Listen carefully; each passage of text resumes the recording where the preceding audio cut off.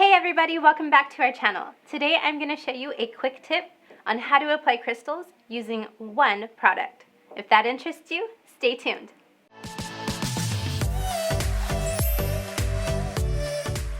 Because I'm showing you guys just a quick tip, I've already sculpted this set. If you would like to see how I achieved this, we will link the video in the info bar. Okay, so let's get to it. The first thing I'm going to do is I'm going to grab my Kiara Sky non-wipe top coat.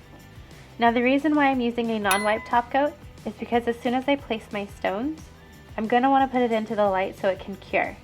Once it cures and it grabs those stones and keeps them on the nail, you're not going to want a sticky inhibition layer that you're going to have to wipe off. So the best thing about this is it doesn't have one.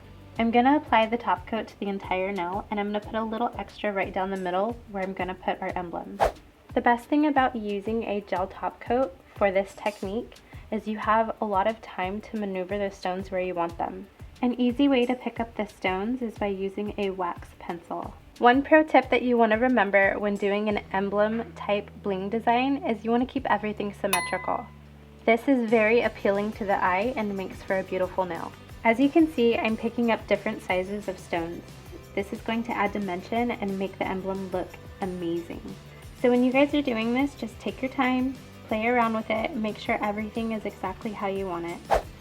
Now that we have the stones where we want them, it's time to cure. Once it's cured, your stones are all set in place. Well, I really hope you enjoyed hanging out with us today. If there's anything you guys would like to see, leave it down in the comments below. And don't forget to like and subscribe. Also, hit the bell icon so you can be notified as soon as we upload a new video. See you guys next time. Bye!